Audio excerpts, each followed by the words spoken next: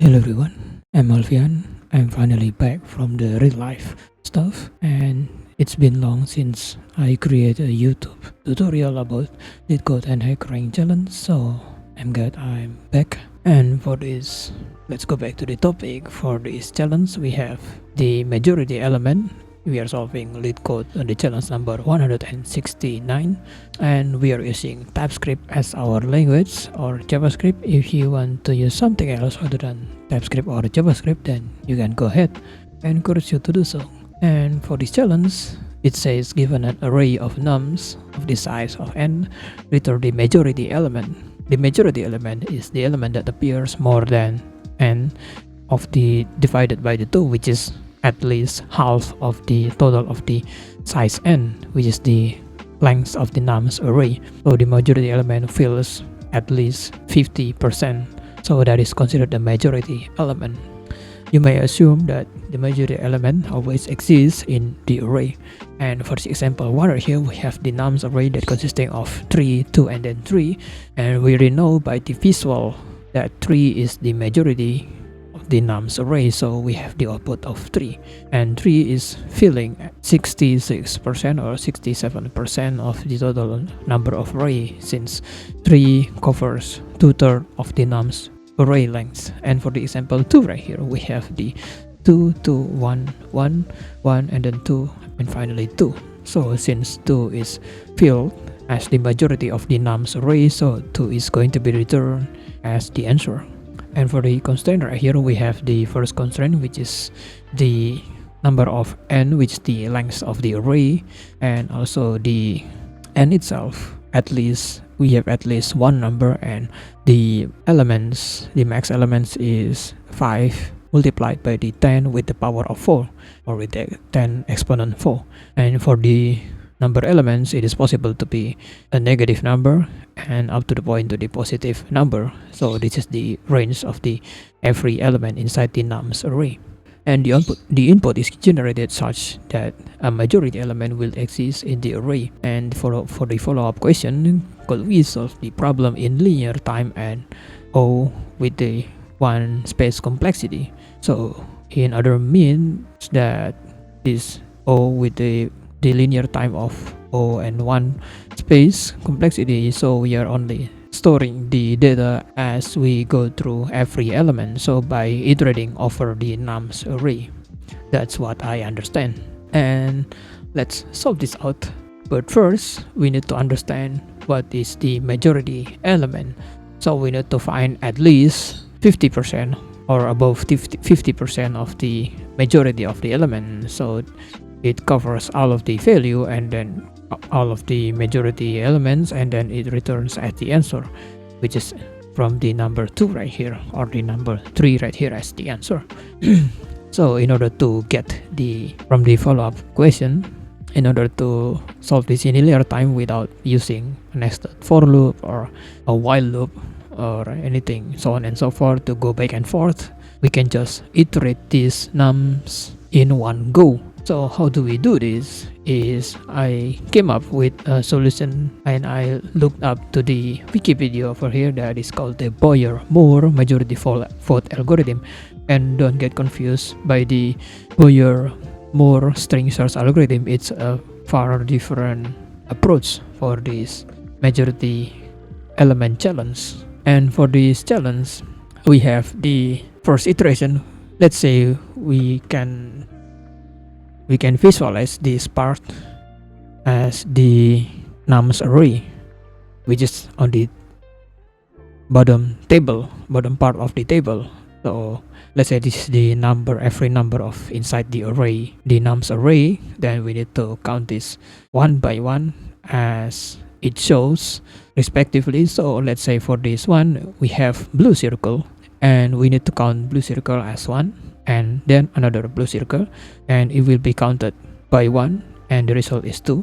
And we have the red square, so the blue circle counts will drop by 1 since it is not a blue circle. So another blue circle, it will go up again, and then there are red square, so we need to count the blue circle, still blue circle, as the standing value as 1, and then since it is not a blue circle anymore, then it will drop by 0, but the standing point is still the current standing element is still the blue circle, so it's still blue circle, and but the value is 0.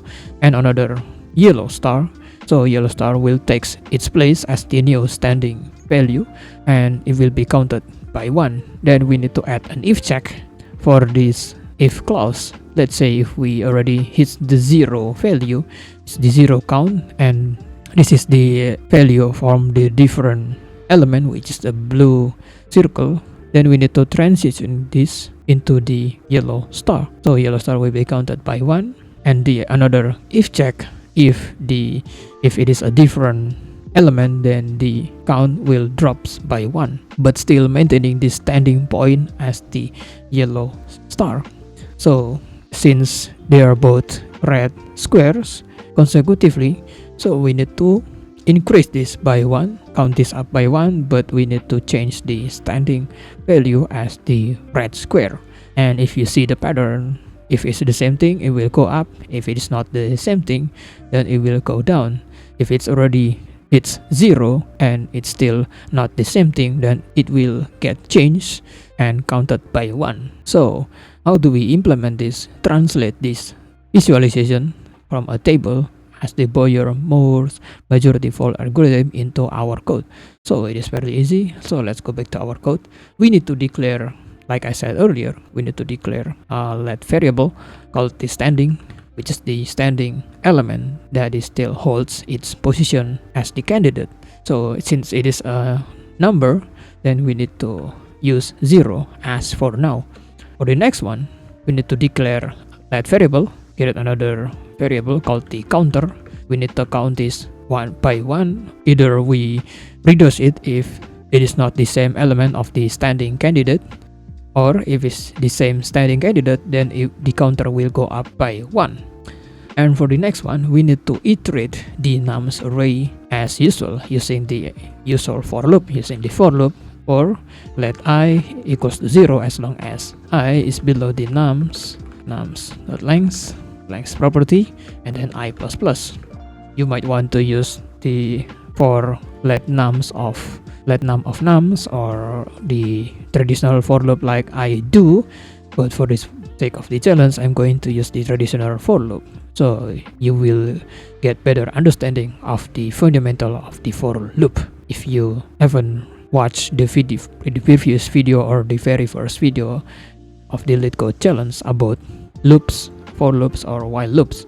So for the usual for loop, we need to iterate this nums array, but before that we need to check if the standing value isn't the same, and also if it's reaching 0 counter and it's still not the same. And also we need another if check if it is the same value. Then we need to handle the calculation. So let's solve the first point, which is if the standing value is not the same. We need to add a check as we go through the nums array. Check if the current standing value is not the same as the nums of the current iteration of the current I. Then we need to add something, which is this part if it is reaching 0 counter and it is still not the same standing value. Then we need to handle this still inside this if clause. But if it is the same value, which is the same standing, then we need to handle this accordingly. We need to handle this if check, the commented if check, by declaring an else check if it is the same, which is the opposite of the standing. If the standing value is not the same as the nums I, then of course it is the same thing. Then we need to just increase the counter by 1 using the counter plus as the same as the first if check right here. This part of the if check, which is this part of the table, the one that is increasing by 1. This one, also this one, and this one, and anything that increases its counter. And we already handled the else clause.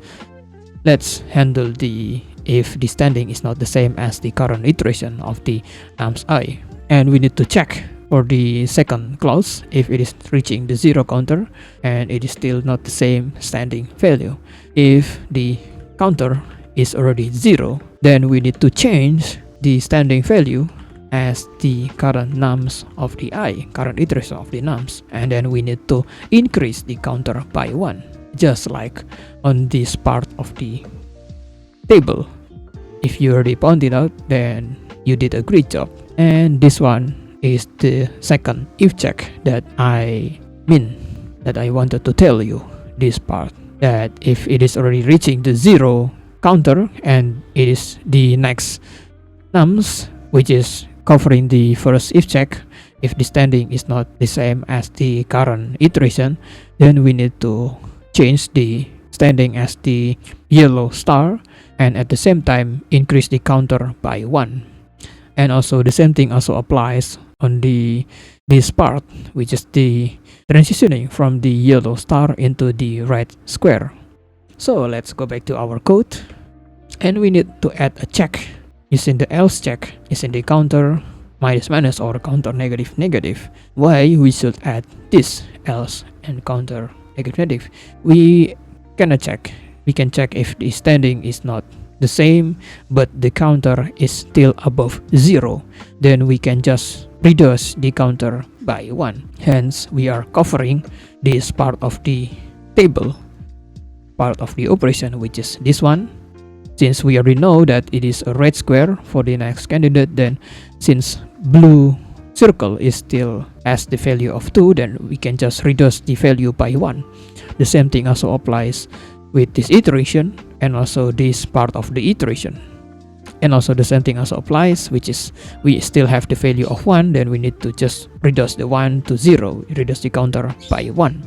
Also the same thing, which is this part, but still not transitioning into the new standing value.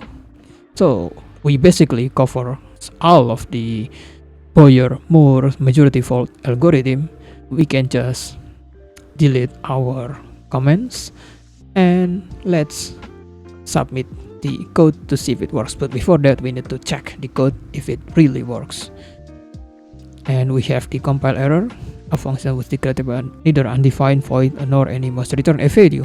I made a mistake that for the function of the majority element, we have the one parameter which is the nums array in a form of number array, but the expected output is in a form of number. So it is expecting an output. I forgot to return the output as the standing variable. So let's run the code again to see if it works. And let's submit this. Okay, so that's about it. I hope you understand my explanation. If you still don't understand, you can ask me in the comment section. Or if you have any better solutions regarding this challenge, tell us what you think in the comment section. Thank you for watching the video. I hope you have a great day and I will see you in the next video. Goodbye.